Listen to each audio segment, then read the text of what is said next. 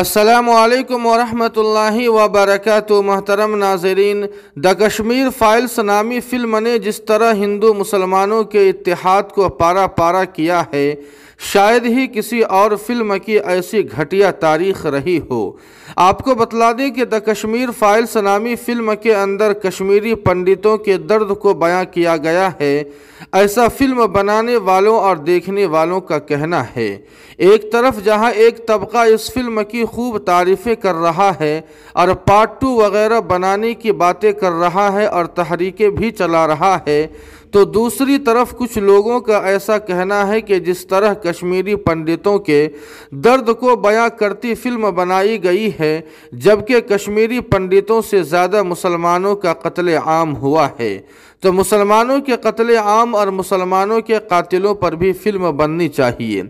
आपको बतला दें कि मध्य प्रदेश के IAS ऑफिसर नियाज़ खान ने इस फिल्म को लेकर एक ऐसा बयान दे दिया है जिस बयान ने संघियों की नींद हराम कर रखा है।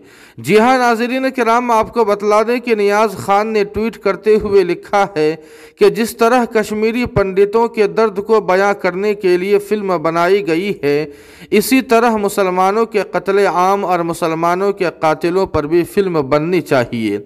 नियाज़ खान ने मज़ीद लिखा है कि वो एक किताब भी लिख रहे हैं जिस किताब में मुसलमानों पर हुए जुल्म और कत्ल आम का भी तज़किरा करेंगे। नियाज़ खान ने साथ में ये भी कहा है कि मुसलमान कीड़े मकोड़े नहीं हैं, बल्कि आम हिंदुस्तानी और आम शहरी हैं।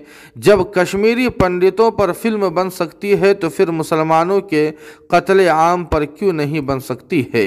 जी हाँ नाज़रीन किराम, आपसे गुजारिश है कि इस सिलसिले में आपकी क्या राय है, कमेंट करके हमें ज़रूर बताएं। वीडियो को लाइक और शेयर कर दें और कासमी GK को सब्सक्राइब करना न भूलें। वस्सलामु अलैकुम।